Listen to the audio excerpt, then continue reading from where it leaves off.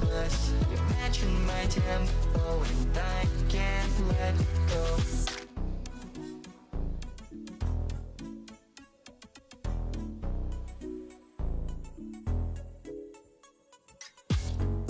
Doesn't matter how I feel about you. Doesn't matter that it's real. Shut the button, fasten the seal even tighter. Keep it buried underneath every fiber. Working towards a ill-fated fantasy. Up, everyone? Feeling pressure. What is going on, everybody? East Coast, West Coast, Center Coast, and Coast so far. I am Jay Nix. This is Jay Nix Does Magic and Stuff, and I typically have been trying to do some live streams on Saturdays, but I last couple Saturdays had things pop up where it just couldn't make it happen. So today I figured we'd dive in and talk about the big stuff, a lot of big stuff that came out at Chicago, right? So we have Final Fantasy, we have Dragonstorm, we have Edge of Eternities, and we have the Universe Beyond actually announced what it is at the end of the year. I'm sure most of you know, but we'll touch on it real quick. So let's get into it. Let's get into the first thing. So, welcome everybody. Welcome. We had Final Fantasy cards leaked or revealed, previewed. And the big first thing that we actually got, actually a day or two early, was the commander decks. And as you see here, I have one of the commanders on screen. So, I want to go through all 4 commander decks that there are, run through each of the commanders real quick, and then we'll jump into the other additional cards that were revealed from the main set and are not, or at least haven't been told that they're going to be put into the commander decks and have a commander printing of them. So first off, before anything, I want to talk about the set symbol for commander. Little chocobo there. That's actually that's a good one. That's a good one. I don't know if I probably would have decided on a chocobo eventually for one of the two, because it's something that spans across all of the different games, right? And it's very iconic. When you see it, you're just like, oh, chocobo, right? Final Fantasy. So that's actually pretty good. But let's talk about the card, right? So we have Titus or Titus. I've always called him Titus, so I'm probably going to call him Titus until the end of time and get it wrong and get a bunch of hate. Interesting here, he's green, white, blue, right? And at the beginning of combat on your turn, you may move a counter from target creature you control to a second target creature you control. So good way to just kind of slide +1/+1s around, make one creature bigger, make one creature have maybe an ability that works really well with +1/+1s, kind of trigger off. Great. There's also another little thing that we'll talk about a little later that this works actually really well with. And then second ability, Cheer. Whenever one or more creatures you control with counters on them deal combat damage to a player, you may draw a card and proliferate. Do this only once each turn. So they put in the typical guardrails, right? Here's a really cool ability, a really fun ability. Wonder how we can break it. Never mind, we can only do it once a turn. So there is that. You could always flicker Titus and have a chance to make the ability proc a second time if you're looking at additional combat phases or something in that vein. But as the card itself, you get to do it once. which lines up perfectly with that first ability of trying to spread out counters. Maybe you have a creature that has 5 counters on it, and you have 2 other creatures that have nothing.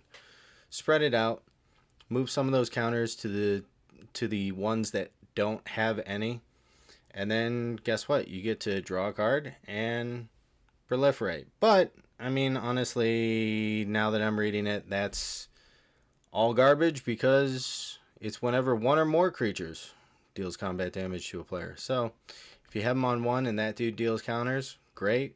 If you're worried that he's going to get blocked or removed, sure, spread the wealth. You could also do, a great card to put it in this would be an Ozolith. Go ahead, go crazy with the Ozolith. If they die, they get to keep the counters, then, go ahead and move counters around, right? Distribute it to a creature and then let Tidus move them wherever the heck he wants. So, cool card. I think there's going to be a lot of interesting builds and cool ways to break it. So, next card.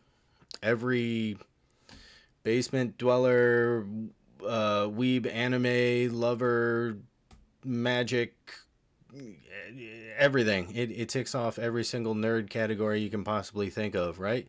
Y'shtola. You have a cat warlock, and not just a cat warlock or a cat like a Johnny, or some of the other big famous ones. I think Mirari is what I want to say, but it's a human cat warlock. So right up the alley of that genre of Final Fantasy. Now I know Y'shtola in Final Fantasy 14 is kind of a NPC throughout the whole thing. You help them out with escort quests. They help you. They join your party. They leave your party. All that stuff. So they decided that this would be a really good character to go ahead and implement as one of the commanders. And let me tell you, this might be the strongest ability that they're going to create, right? So, Vigilance. At the beginning of each end step, if a player lost 4 or more life this turn, you draw a card. At the beginning of each end step. So your opponent's end steps too. Not just yours. Sweet. You can draw, if you're playing a 4-player game, 4 cards each round. That's sweet. Whenever you cast a non-creature spell with mana value 3 or greater, Y'shtola deals 2 damage to each opponent, and you gain 2 life. Okay. Alright. That's going to be pretty cool. That's going to be... Yeah. Yeah. That's going to be real cool. You can definitely take advantage of that, especially in a format like Commander, where I know this is a Commander card, right? Works perfectly. How many times are you casting spells 3 or greater? Almost every spell is 3 or greater that is in your deck. So you're just dealing 2 damage to each opponent and gaining 2 life off of that. It's going to be a great card. It's going to be an absolute beast to go against, and people are going to hate it. This is going to be one of those cards that's going to have the potential to be strong without even trying to make the deck strong itself. So, next card, Cloud, ex-soldier. And we have red, green, white on Cloud. Haste, when Cloud enters, attach up to 1 target equipment you control to it. Whenever Cloud attacks, draw a card for each equipment attacking creature equipped for each equipment equipped.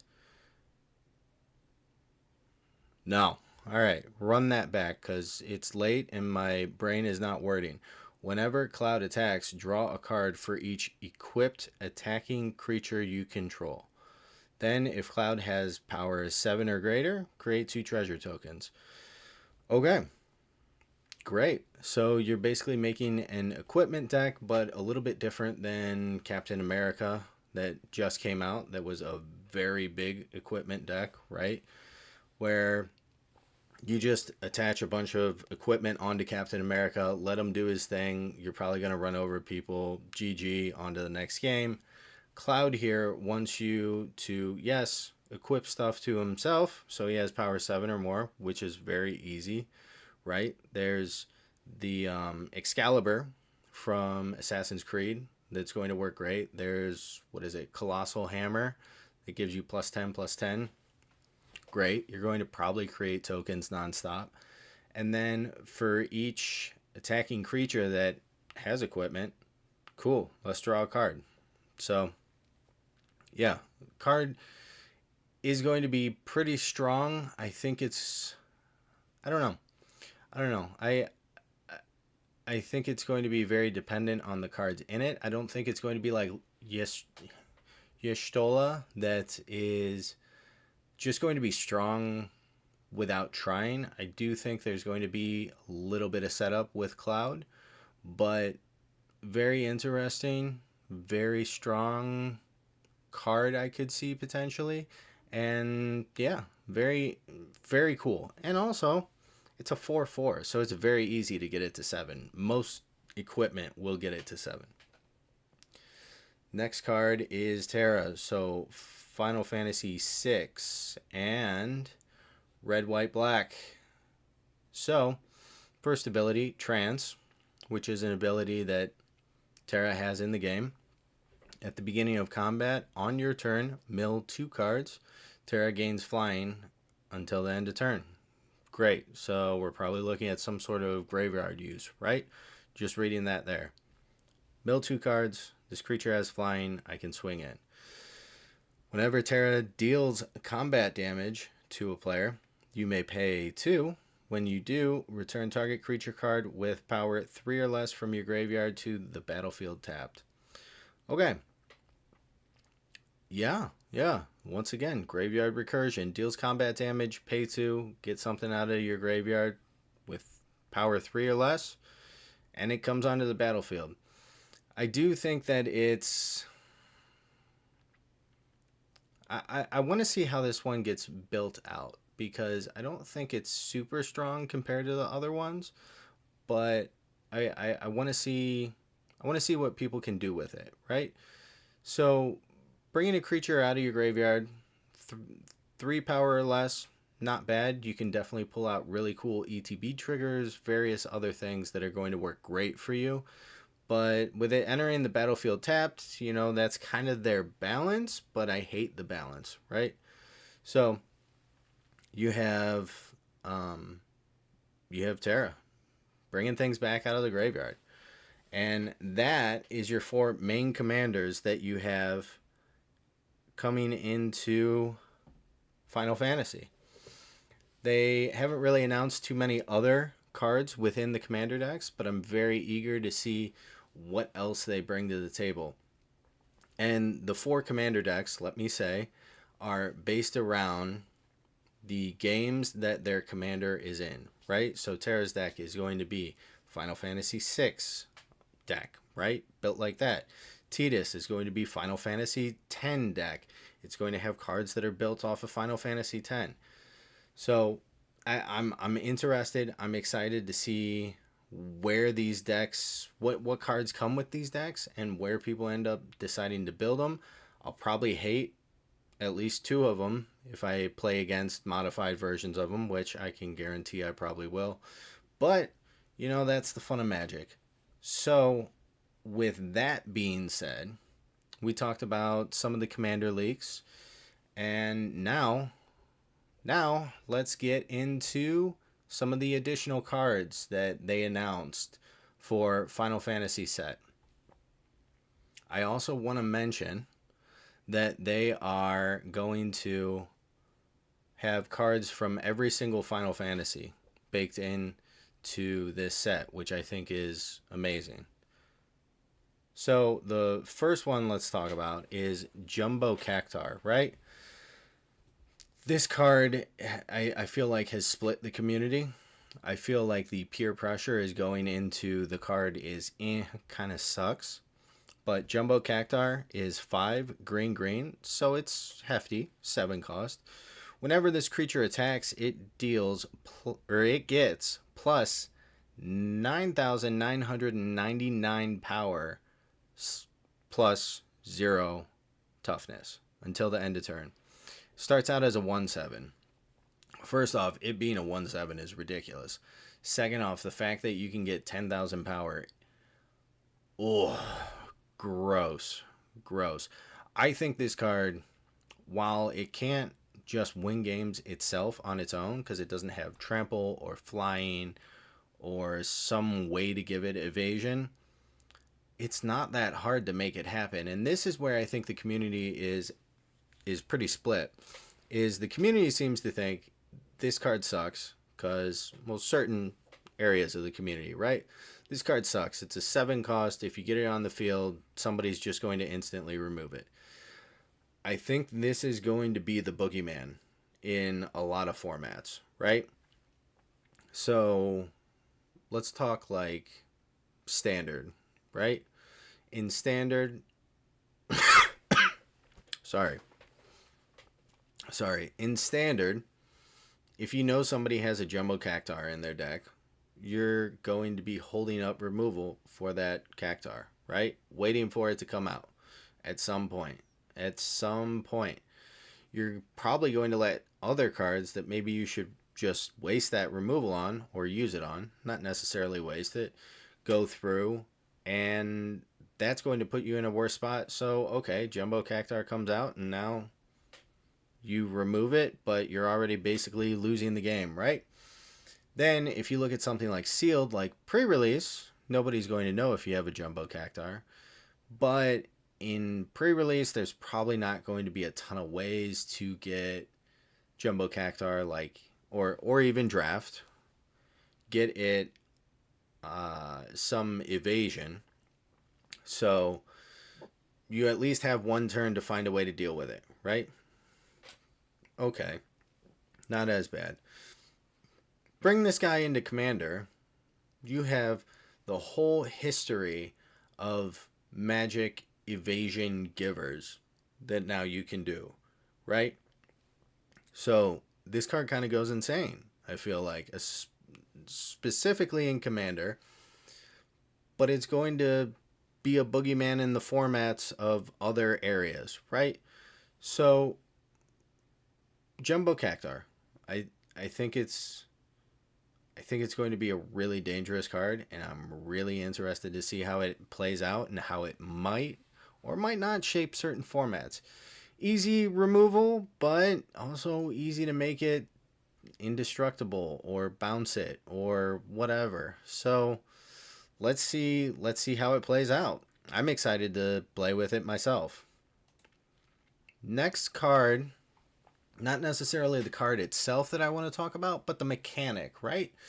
So side quests. They decided to put side quests on enchantments, and here you have Final Fantasy 15, where you have catch a fish side quest. Okay, so at the beginning of your upkeep, look at the top card of your library. If it's an artifact or creature, you may reveal it and put it into your hand. If you put a card into your hand this way, create a food token, transform this enchantment. Transforming it goes into a cooking campsite. Tap, add 1 planes, and then 3, tap, sacrifice an artifact, put a +1/+1 counter on each creature you control. Seems like a pretty decent card itself, but the thing that I want to talk about is side quests. So Gavin mentioned that there are 5 side quest cards in this set. 5 additional ones, I believe, next to catch a fish. I feel like he might have leaked that Blitzball is one of them, because he kind of said Blitzball would be really good is a really good side quest event in games. And then he kind of went, like catch a fish, one of those situations. So I think Blitzball is going to be one of the other side quests. I'm curious to hear if you guys think that what other things could be possible side quest cards. But right now, this is where we're at. I'm intrigued. I mean, it has that transform ability, the flip effect. I want to know what the other second abilities on the side quests are, if they all end up flipping into lands, because usually there's about 2 in the sets that they do stuff like this with that are kind of insane. And I'm thinking specifically something like Growing Rights of Itlamok, right? It's only like a $3 card, but when it came out, it was like 30 or $40 initially in original Ixalan, I believe, or maybe it was Rivals. But the card itself, such a good card. I still run it in my green decks. I know other people feel like it's not that, but regardless, we're not here to talk about that. Side quests, they're going to be interesting. Next, this is part of their starter kit, Cloud. And this is more in line with what people, I think, anticipated Cloud to be in the Commander, where they wanted a Boros Cloud because he's more aggressive, fast, those type of things. Very, very powerful if you think of Boros decks in Magic, right? During your turn, as long as Cloud is equipped, it has Double Strike and Indestructible. Equipped abilities you activate that target Cloud cost 2 less to activate. Yeah, that would be very oppressive. I don't know if all the abilities on there scream it's a commander, but some hybrid of this and what Commander Cloud has, I think, would be kind of insane. Kind of insane. But I'm definitely looking at getting the starter kit because I think this is good value. And Sephiroth, right? So this guy, Demir, costs 6, so a little tougher to get out. But Vigilance, when Sephiroth enters, creatures your opponent's control get -2/-2 until the end of turn. Whenever a creature an opponent controls dies, put a +1/+1 counter on Sephiroth, right? This is basically like a Massacre Worm. Kind of. Better. Much better. I feel a little better. Fixed? One of those things. This card is. But yeah, that card is going to be pretty insane because you have a lot of 2 toughness creatures that you can blow up. Token decks. Look at token decks. If there's token decks, you end up blowing up all of the tokens basically. Now, I understand this card comes in the starter kit, so you're looking at it next to Cloud. It doesn't kill Cloud.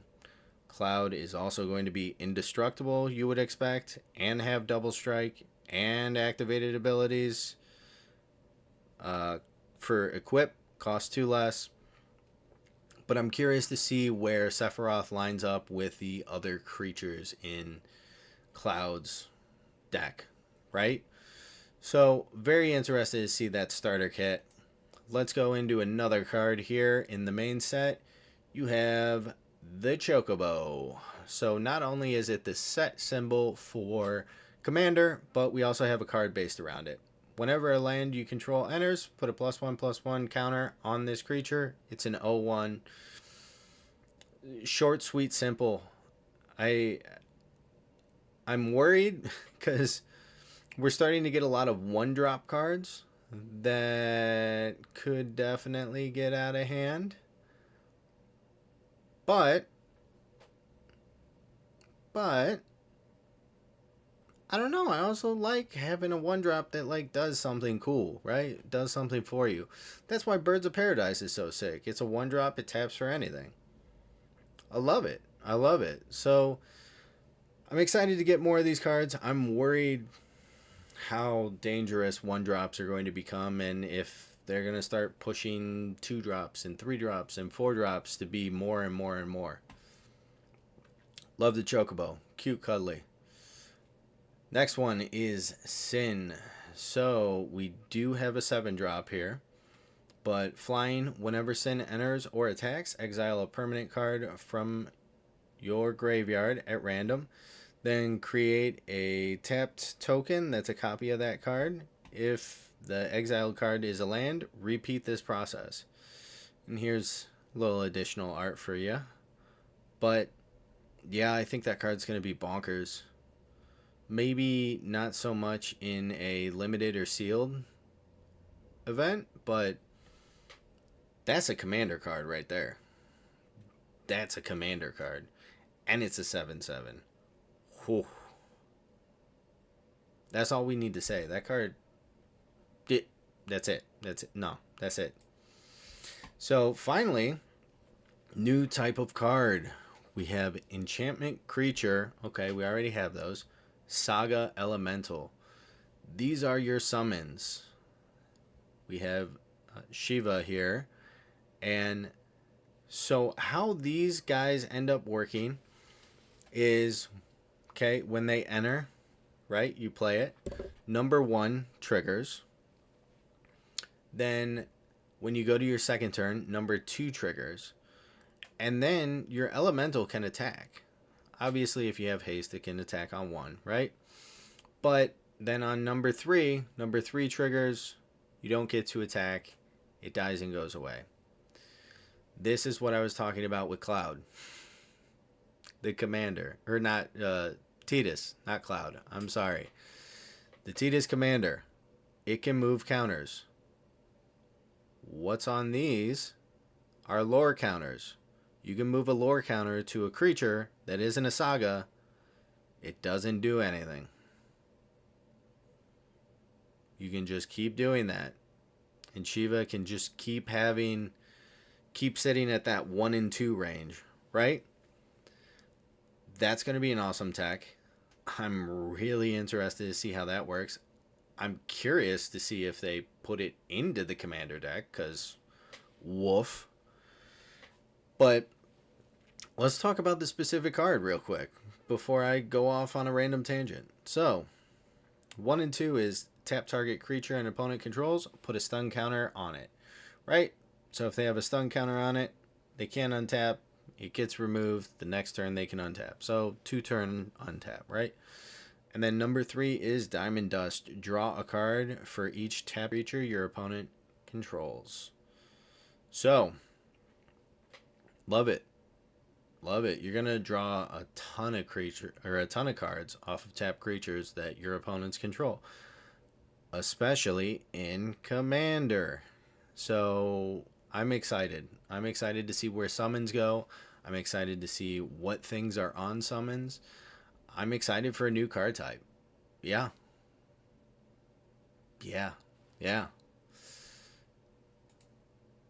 So, next thing that I want to talk about, real quick. Now that we have talked about Commander, now that we have talked about some of the cards, let's dive into the Collecting Final Fantasy article. I'm not going to read through the whole thing, but let's hit on some of the good points, right? So, first off, we have a card that we didn't talk about because I didn't put out everything, but Tonberry, right? So, this is one of those 1-drops that I was talking about with the Chocobo.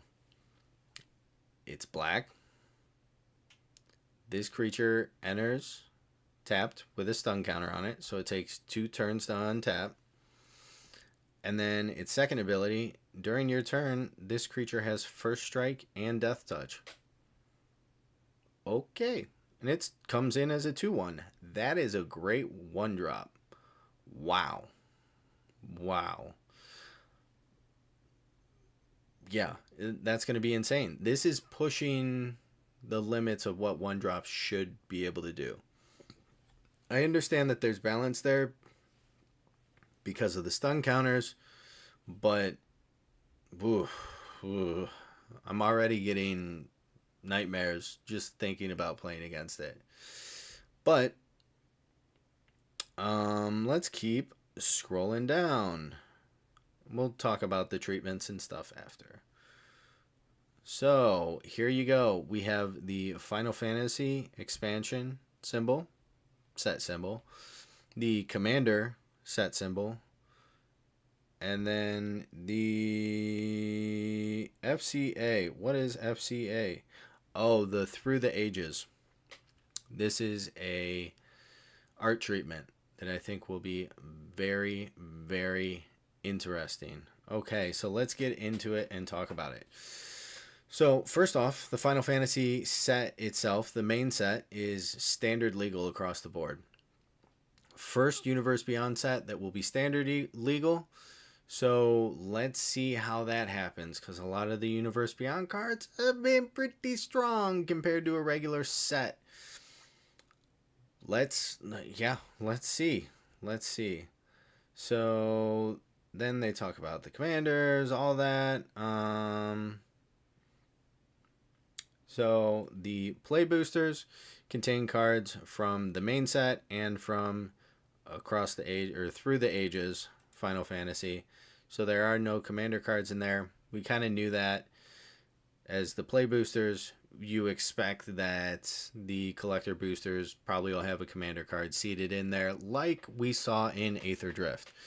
So let's look at prices for that. So a play booster run you about $7, collector booster 38, commander deck 70, collector's edition 150. A bundle 70, gift bundle 90. Okay, well, just get the gift bundle then, because it's way worth more than the $20.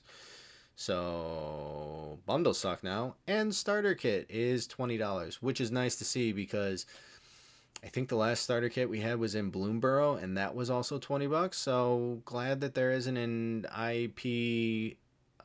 We know you're going to pay money, so we're going to make you pay maximum amounts of money tax on that. Yeah. They're available for pre-order, which I'm sure most people watching this know. You can go ahead, pre-order them on Amazon, is where I actually pre-ordered a gift bundle myself. But what are the things that they come in now? All the packaging treatments. Same thing as normal. Collector booster, play booster, commander, 4 of them. Commander's special, big whale money edition. And regular bundle, gift bundle, starter kit, and pre-release. So, because it is a standard set, don't forget there is a pre-release tied to this. I'm going to give it a go and see how it works, but interesting. So, as we've talked already, they want to talk about saga creatures. Saga creatures are basically our summons, is what we would assume. And your summons have the default traditional foil, borderless, and borderless traditional foil.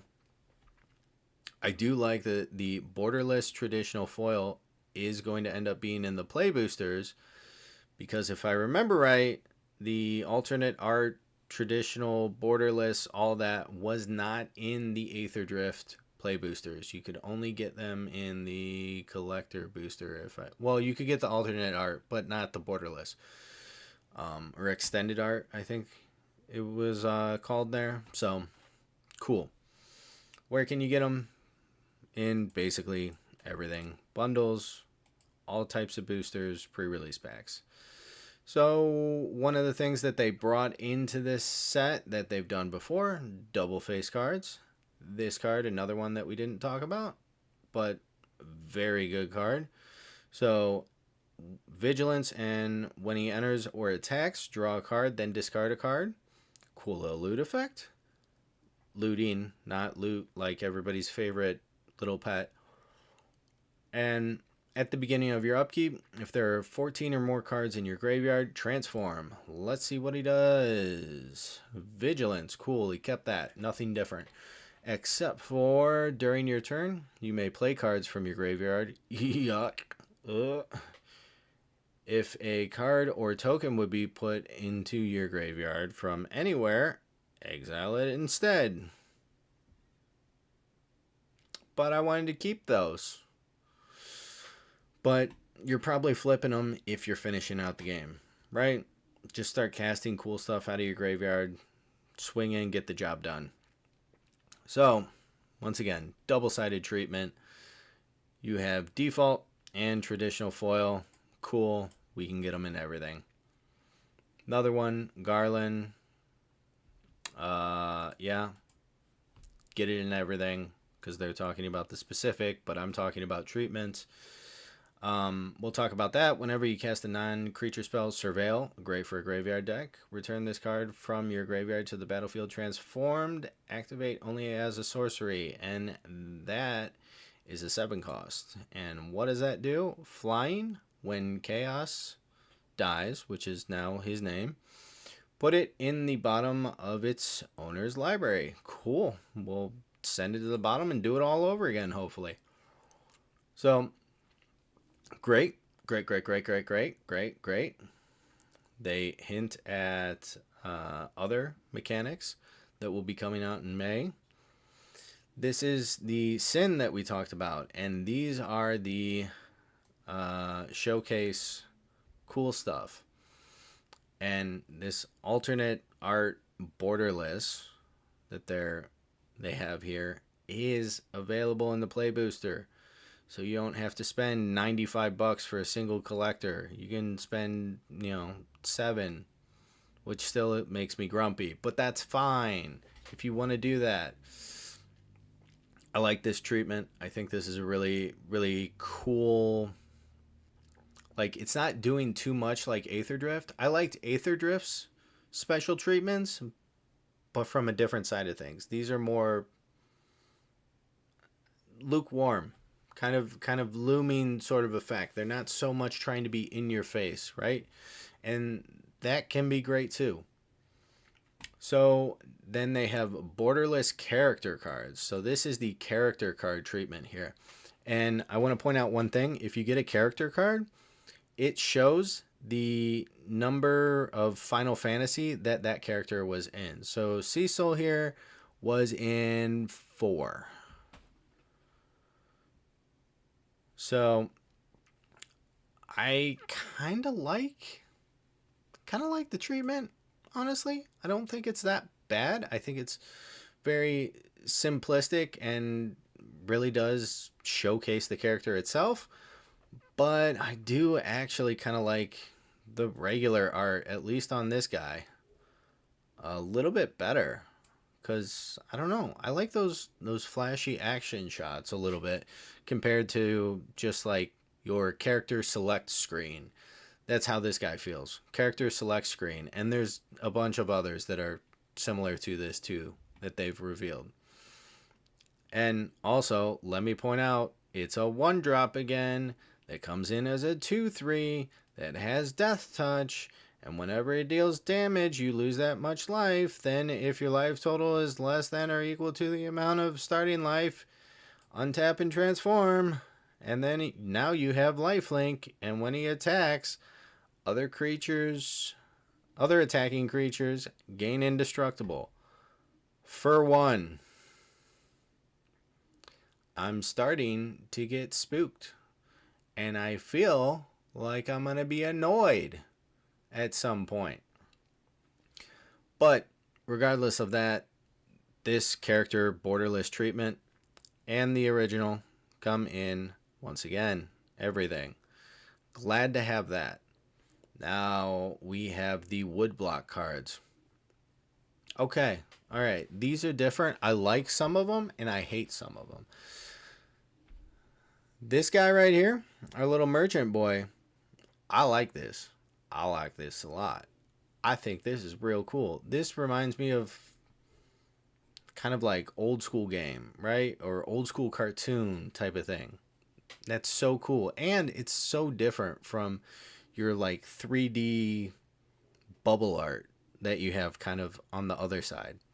So very cool, very cool. Can get them in everything.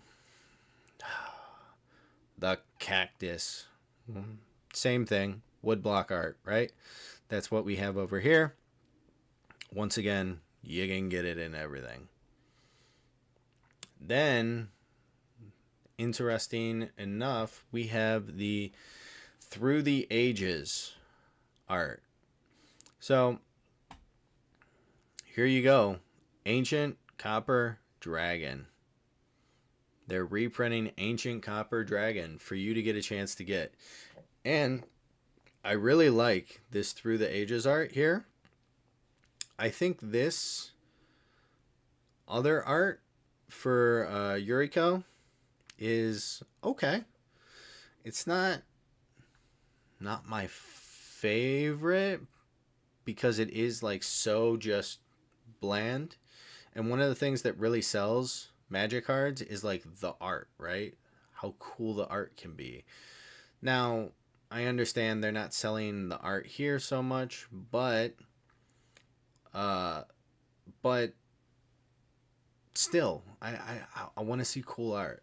And interesting enough, the person that did the illustration for these is actually one of the people that did the art for Final Fantasy. So that's where a lot of the hype around these cards is going to come in, and these are going to be cool chase cards because you want the Final Fantasy artist art, right?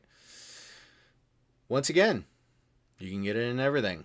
Neato. Then they talk about secret layers. Yeah, there will be secret layers. We knew that. They've been releasing secret layers when these sets release or right before, all the time. I know that this was a really cool passion project of the Magic team, and they put a lot into it, and they were super excited about it. So, regardless of if I'm going to spend $1 billion or if I'm going to go to a pre-release and call that good enough, I think that this is going to be a really interesting set. I am nervous to see some of this new style power creep, those one drop power creeps. I am interested to see how Cactar does, and hopefully I can pull an ancient copper dragon because, yeah, I just want one. I just want one. Now, I want to talk about something else that is happening with Magic right now. And I'll click over to the article archive and talk about it real quick. Magic is cannibalizing itself, and I don't know if enough people really notice that. I did see, I think it was Pleasant Kenobi was talking about it, and I was talking about it at work to a bunch of my friends that play, and it was nice to see another name, well, a name in the Magic community really come out and kind of share the same worries and sentiment. So, Aether Drift, Aether Drift is a bad analogy or a bad set to use here.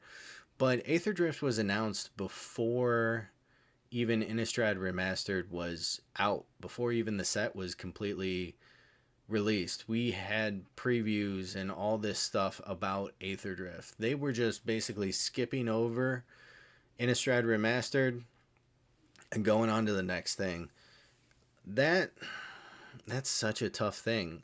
And they got away with it, okay, because there was such a large amount of disdain for Aether Drift, regardless of it being an actual official Magic story set, regardless of it having a lot of cool art treatments and some cards that are frankly pretty darn strong in it.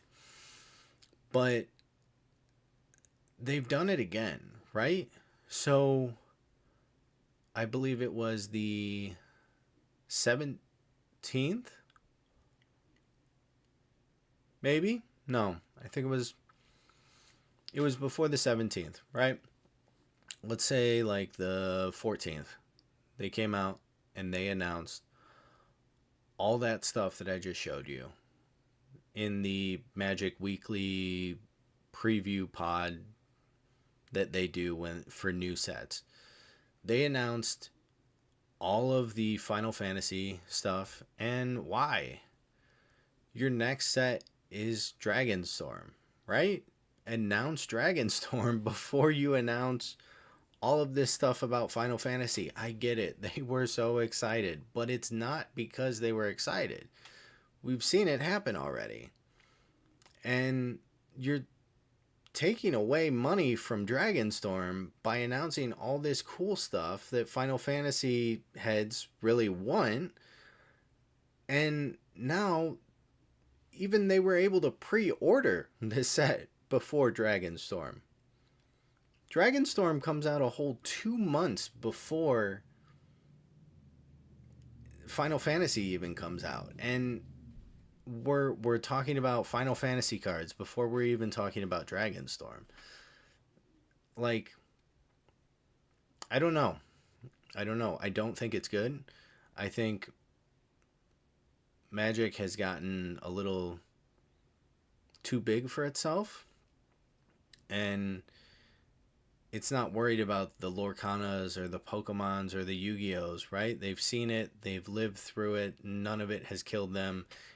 To be fair, it hasn't killed those card games either, but when you're competing Magic versus Magic, and the one that you announce first is the one that comes out last, and it costs a bunch more, you're walking yourself basically off the plank, right? You're trying to walk a tightrope and somebody's cutting it on the other side. So I don't know what they're doing. Honestly, I think it's a bad route to go. I'm I don't know. I don't know. I think it really hurts not only the game, but the collectability of it. And the Pro Tour isn't going to be affected, right? Because they just care about playing the best cards. But when you're looking at where the money really comes from, which isn't the Pro Tour, it's from people like me, like you, buying the cards and playing the game, and I go, I don't want to play Dragonstorm because I'm going to buy a $500 collector booster box of Final Fantasy. That's $500 that Dragonstorm doesn't get now. So, I don't know. Maybe I'm on my soapbox, but it doesn't feel right.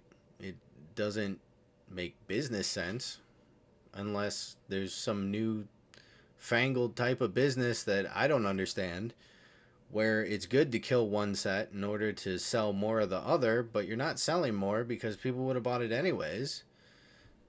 Yeah, yeah. Just why are we ordering it? So wrong and so weird compared to the actual release of it all. I mean, at this point, before Edge of Eternities gets announced, we'll have the new universes beyond. Well, before we get, you know, cards really leaked from Edge of Eternities, we'll have the new universes beyond that's at the end of the year. And we'll also have, you know, everything else leaked for us. Spider-Man, I think, actually does come out before. So that makes sense. But still, why?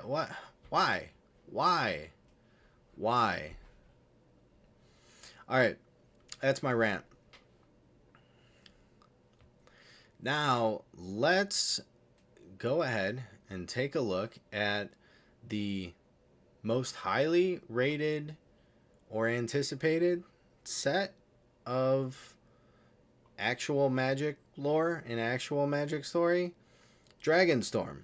So, everybody loves dragons. I'm sure almost everybody has a dragon deck, right? Dragonstorm is going to be hopefully a big set.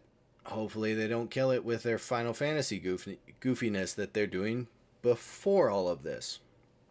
But in Chicago, they came out, they announced a bunch about Dragonstorm. They gave us a bunch of cards tied to Dragonstorm, and we're going to dive into it right now. So, what they ended up saying was they didn't want to shy away from dragons, and they didn't want to shy away from clans, because those are the two things that make Tarkir, right? And I respect that. So what did they end up doing? They mashed both of them together. They took some of the greatest keywords and abilities in those two sets, brought them into Dragonstorm, and added one or two new ones. So let's dive in and see.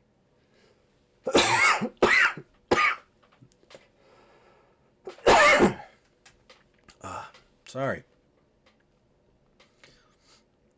So first off, what we got is Sarkhan. He's back, and he's looking beautiful and flamey and half naked, just as we know him. So when he enters, you may behold a dragon. If you do, create a treasure token. So here's kind of a little bit of a new keyword. What does that mean? So to behold a dragon, choose a dragon you control or reveal a dragon from your hand, right? So there you go. You just basically have to say, I control a dragon. On the battlefield, in my hand, I get a treasure token. Not bad. Whenever a dragon enters, put a +1/+1 on Sarkhan until the end of turn. He becomes a dragon in addition to other types and gains flying. Sweet. Dragon card doing dragon things. And then we also got a new Narset in here. And at the beginning of your end step, you may discard your hand. If you do, draw cards equal to the number of spells you've cast this turn. So, like a draw card storm type of effect. Interesting. I can see that being a really cool mechanic in Commander. Yeah, that's pretty cool. So, where can you get these type of cards, right? In all of their sets. First off, I think before we do this, let's go and see what they have, right? So, what is in this set? So, you have Play Booster, Collector Booster, Commander Decks, and Bundle.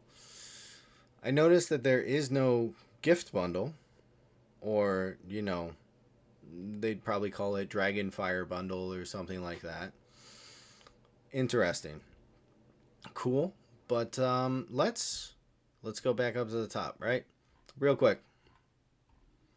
So, these two cards you can get in all of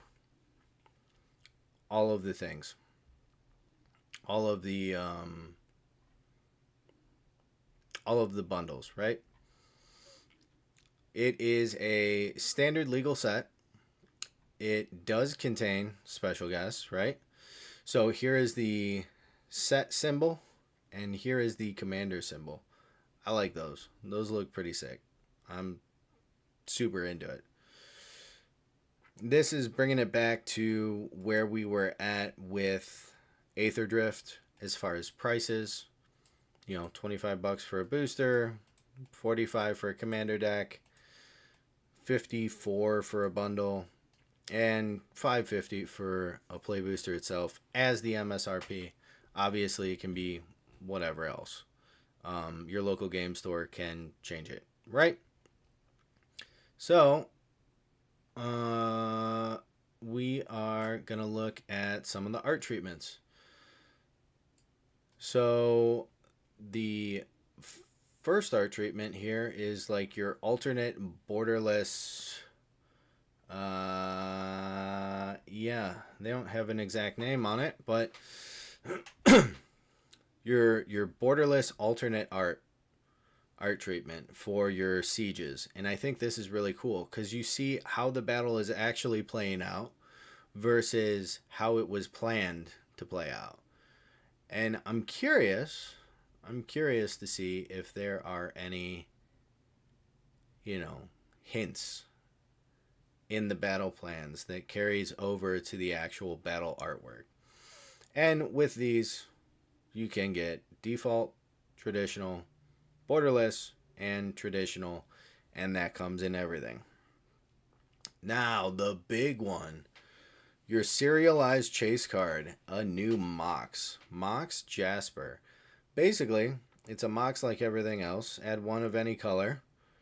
And you can only activate it, though, if you control a dragon.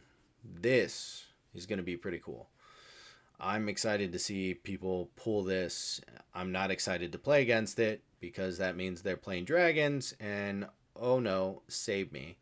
But it's cool that we have a new Mox and a new high power style chase card in this set too. And we kind of had that in Aether Drift also, but once again, Aether Drift kind of got blown over because people didn't like the set itself. So, your serialized retro foil, double rainbow foil, only available in your collector booster. Here is that cool digital rendering that they've done. Yeah, I'm on board. I'm on board. I like it. Only if I could pull one. Here is our showcase treatments.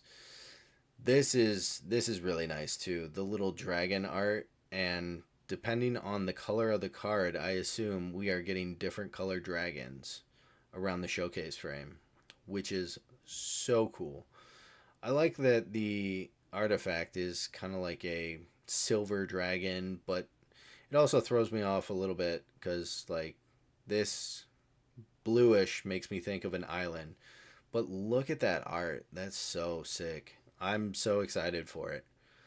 And the showcase treatment just almost always so good. So good. So that comes in regular and traditional foil. You can find it in everything. Here is our Ghost Fire cards. Is channel Ugin's Mysterious Magic on Ghost Fire cards. Sweet. I figured that this was going to end up being some sort of spirit dragon art, spirit dragon treatment. So, makes sense. Ugin being a spirit dragon, we have our Ghost Fire cards. Very cool. We have Sarkhan again. And new card, Skirmish Rhino. So this guy, trample. When this creature enters, each opponent loses 2 life and you gain 2 life. Not bad, not bad. So, unfortunately though, those treatments are only collector booster. Okay. And here is the foil, boys. I like the foil. It doesn't really look like, and maybe it's, what is this? Oh, the hollow foil. Okay, a little different. I was going to say it almost doesn't look like the same art treatment, but the black border is gone. They kind of give it like a white extended. Okay. Collector boosters. Why can Universes Beyond have cool treatments across everything, but we can't have that? 2 more cards that they leaked for us. So, Smile at Death. Basically, at the beginning of your upkeep, return up to 2 target creatures with power 2 or less from your graveyard to the battlefield. Put a +1/+1 counter on each of those.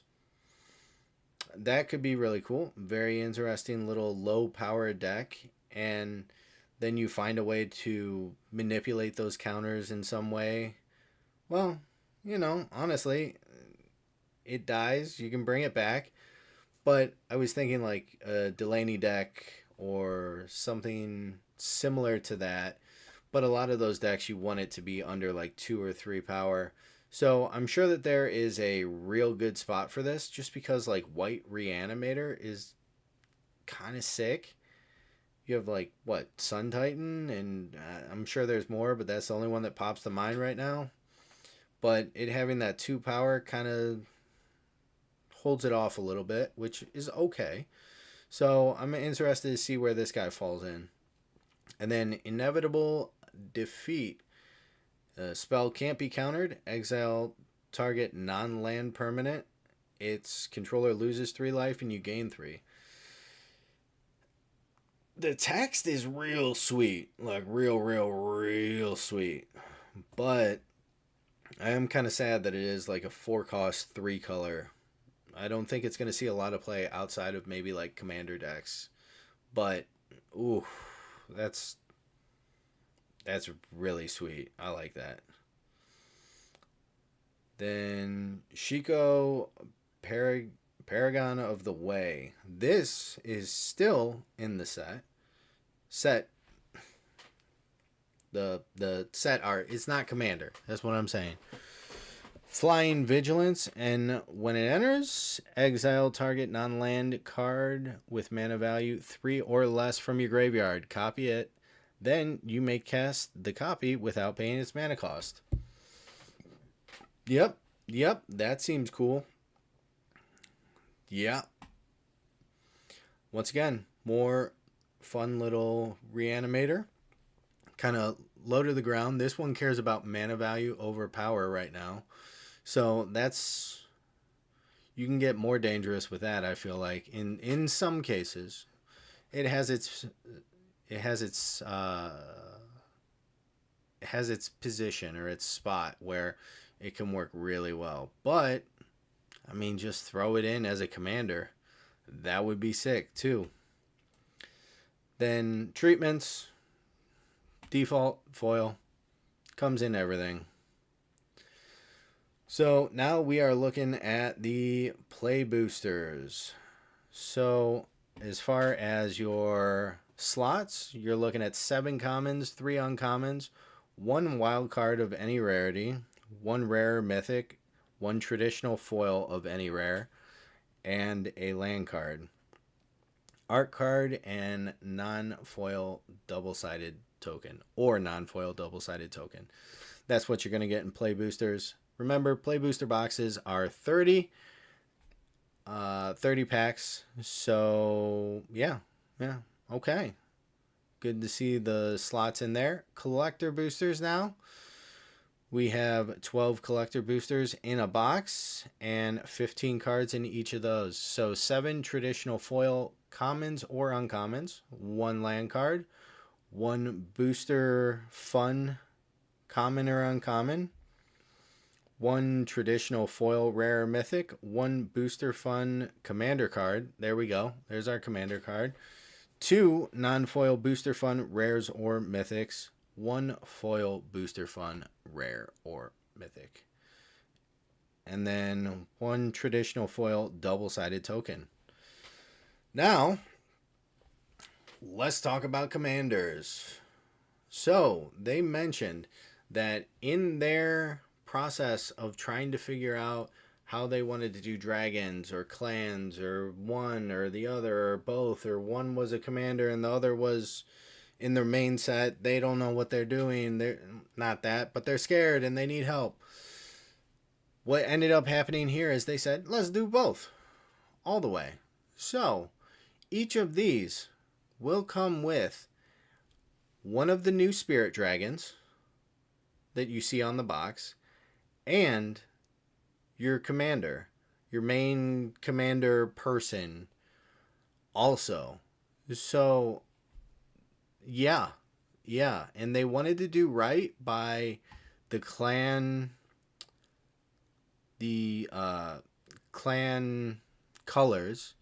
So they knew that that was a non-negotiable, and they wanted these to feel very specific to the clan. And like this was what you, when you were playing like a teamer deck, you were playing a teamer deck, right? So I appreciate that they did the full treatment. They gave an extra commander deck compared to, typically we have 4, and really put in the effort for making sure that everybody kind of got a slice of the pie, right? Some people like clans, some people like dragons. Nobody's going to complain about both. So great. I think they did well on the commanders. We have more information to come concerning those. Then we're looking at the bundle that they got. It's a standard bundle, 9 play boosters, alternate art, all that stuff. The pre-release packs, though. Ooh. Okay. I think this is really cool. This makes me think of Guilds of Ravnica, right? So when you go into the pre-release, you decide what clan your allegiance is. Okay? So for me, right now,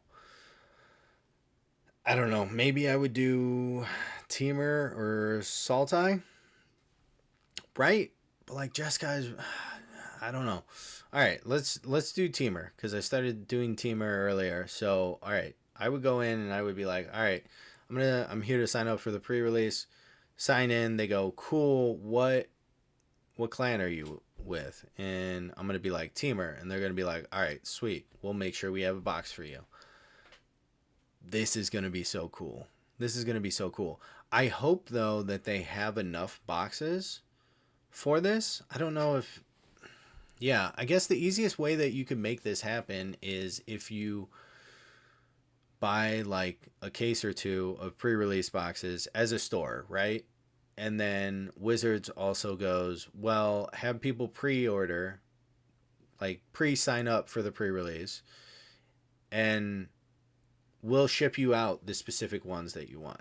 Now, that probably wouldn't actually be it because, you know, if I go in and I'm a little late and Teamer's all gone, but Mardu is one that they have a bunch of, I get Mardu, right? That's just the situation that you kind of run into. But anyways, I think this is so cool. And I think, yeah, here it is. Okay. I'm sorry. I love pre-release decks, and I love just like something different, something to make you want to play it, right? So they have 5 play boosters, which are like, wait, hang on, isn't there 6? You get a clan themed pre-release booster that has 14 magic cards, not the traditional 12. That's so cool. And you see where my brain instantly went like Guilds of Ravnica, because they had the guild packs that you could get, and then you had, after that they tried keeping something similar where it was like themed packs where you could get a red pack of cards or a blue pack of cards. Yeah, this is going to be pretty cool. I'm really excited for this. I actually hope that this makes them sell more, right? So like people are going to be like, well, I want to get all 5 of the pre-release kits. The only thing that I'm worried about is the clan theme booster the exact same cards in every single clan theme? Because if that's the case, that kind of sucks. But now if there's a pool of cards, or, you know, it's like, yeah, it's a teamer pack clan themed, but you can get basically any of the cards that could end up being in teamer. That would be sick. I want that. Hopefully. But also, oh, and you get a specific spin down counter. Oh, that's so cool. Okay. I know. I'm weird. I'm excited about the things that nobody else is. But my gosh, that's just such a cool way to do pre-release. Sorry, I'm juiced. But you're looking at the set debuting March 18th, right? So that'll give us a bunch more information on the set itself. I'm sure we'll get stuff trickled out. April 11th is when the set officially releases. A week before that is the pre-release. I love these things when I first saw them, but oh gosh, it's so cool. It's so cool. All right, on to the next thing with Dragonstorm. Let's see what they have for us. Oh, okay. This is all the history stuff and you know, catching you up to get you to the point where you're like, I understand Dragonstorm now. So, yeah, lays the groundwork for March 3rd audiobook on the Magic Story podcast. I really wish the Magic Story podcast would do this. Because, like, yeah, that would be nice if they would also go through all of these. But you can definitely look at them on your own, guys. I'm not going to dive into it because we will be here forever. Oh, looks so cool. It looks so cool. Bird caw. The one thing that I did want to share with you guys, as of today, and hopefully I can get this out fairly soon, but as of today, February 24th at 9:30 at night, if you go to Forge and Fire, they have deals on all of the stuff. So look at this, a 5 set of the Tarkir commanders for 170 when they're selling for 45 each. So, you know, basically 225 if you were to buy them individually. So, there you go. That's a great deal. Then a collector box for 220, the play booster for 99, and then the bundle for 40. I went and I picked up the bundle for 40. Not sponsored at all by Forge and Fire. I just was told about a good deal and I just wanted to share it with you guys. Okay? So be sure to keep your eye on this. Forge and Fire is also just a great site. I know, typically buy local, buy singles, all that. I fully get it. I fully support it. But I mean, if you can get a massive deal like they run sometimes, and with Aetherdrift, they ran their own style bundles where it was like all the two commander decks with like two play booster boxes and two bundles, and it was like, you know, 200 and some bucks. Like, yeah, yeah. Keep your eye on this site if you don't know about it. Forge and Fire. I believe I have it down in the description. Next up, we got two more things, very quick, very, very quick. Let's dive into Edge of Eternities. So a lot of people are angry. They're like, oh, you know, Magic's doing not Magic things still. They're doing racing at the beginning of the year. Then they're doing Tarkir. That's really cool. I like Guilds and Dragons, Clans and Dragons. And then they're doing stupid Edge of Eternity space. I don't care about NASA. Come on. Come on. Chill out. Like, we don't even have any information about it, and you're already hating it. We do have some now. But I wanted to bring this to you guys just as I'm getting information. I'm going to try and keep you up to date on it. So, here are 5 full art cards that they showed off. And I don't know if they officially said, but if these get the Galaxy Foil treatment from Uninfinity, so good. It's gonna be so good. Oh, but either way, I mean, look at these. Look at these arts. These are so beautiful. Like, oh, the green. Oh, and the red. The mountain. Just going through a planet. Oh. And like, up against the black hole. Ugh. Yeah. Yeah. And the black hole they did mention is a key within the story. So I'm sure we're going to get a lot more cards based around it. As you see, the planet that is showcased on the swamp, you would assume is the swamp, is right in there. Right in there. So, yeah, some great art. Some great art. Yeah, maybe, I don't know. I don't know who that guy is, but he seems cool. Seems like a nice guy. They said that this is angels in space, which I love that. It's like nebula dust in the shape of a wing. Oh, that's so cool. You have knights, your space knights. Okay. All right. All right, little robots.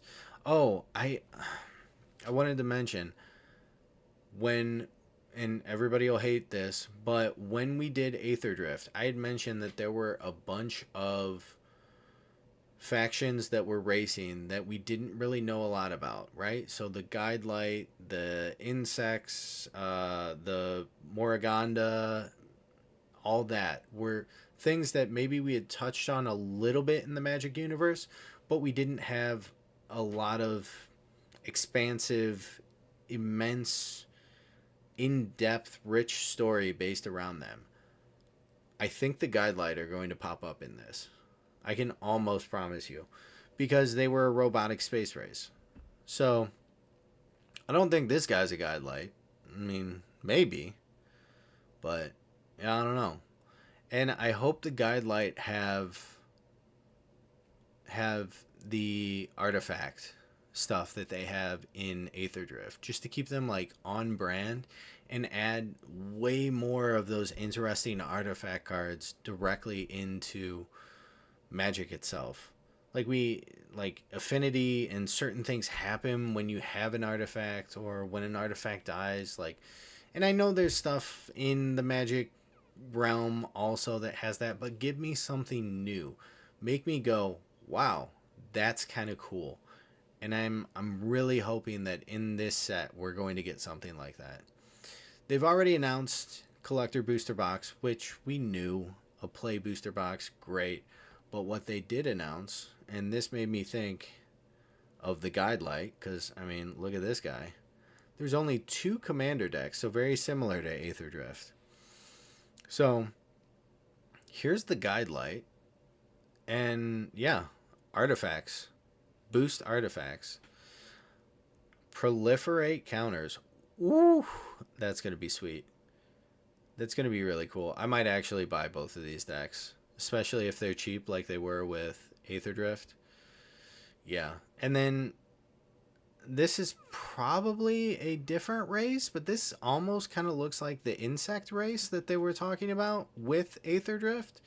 Now, obviously, like they had mentioned that it was a, like, their enlightenment, they became like racers. So interesting, but maybe it's a different race also, but I could see that coming into the fold also on top of everything else. So, okay, sorry, 2 commander decks, and then pre-release kit and a regular bundle. I honestly think that they're not going to be doing like the big gift bundle, finish line bundle, those type of things really anymore, unless it's something like Final Fantasy or probably the Spider-Man set. So, yeah, I'm kind of sad about that because those bundles were pretty sick, especially with the foiling on the outside. But, you know, can't win them all. And with Magic, I can't win anything, really. So, yeah, all right. There's all those kits. I do like the green and purple. Green and purple is just cool. There's something about it that I'm like, yeah, yep. And obviously, this is interesting that they're like, oh, pre-order from your local game store. All right, let's go to Amazon and see. Show me. Do they actually? Oh my gosh, they do. I didn't even know. Yo, that's crazy. Okay. All right. All right, I'm wrong. I'm very wrong. But 160, that's, yeah, I don't know. That's a whole nother thing of me being like, okay, so you took out 6 packs, so the booster boxes could be way cheaper, so we could keep them around like, 120, 100, because everybody was mad that they were going up to 150, 160, 170, almost 200 in some situations. And you're still going to MSRP it at 165. Huh. Do we need to just give up like 20 packs and then we can just, just get a booster box for way cheaper? Is that what needs that? Yeah. Whatever. But I am curious, once again, going to be keeping my eye on Forge and Fire and see what happens with these guys. Because hopefully, we get some deals. All right. We talked about Edge of Eternities. Now, the very last one. They announced Avatar: The Last Airbender. Water, Earth, Fire, Air. And magic, baby. I actually think that this is going to be one of the easiest Universe Beyonds to adapt into Magic. I could be wrong. But it is so Magic, right? It just is. Like, Aang in the Avatar state is going to be a planeswalker. Like that's what he is. He's going to be a 5-color planeswalker, or maybe it'll be 4 colors, right? Because like technically he doesn't have like swamp murder stuff in him, but everything else lines up perfectly. So I'm interested to see where we go from here. After they've showed us basically a billion frickin' things from every other set besides Spider-Man and Avatar, I'm upset that, you know, why not? Just give us it. You haven't even announced anything about Spider-Man. You've almost announced more about Avatar.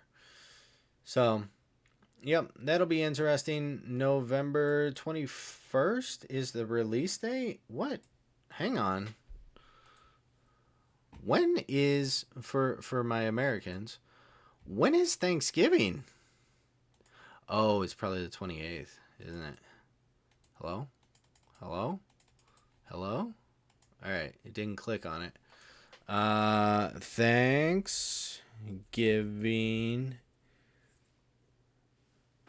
2025. I bet you it's the 28th or 27th. Yeah, the 28th is Friday. Okay. All right. So it releases a week before Thanksgiving, which means the pre-release will be the 14th. All right, sweet. I'm excited. I'm so excited. You know what? Oh, you know what?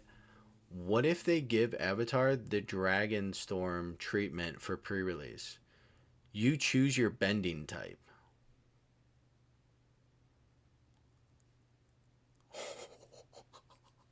That would be so cool. It would be so cool. You could be tough, and, you know, be green.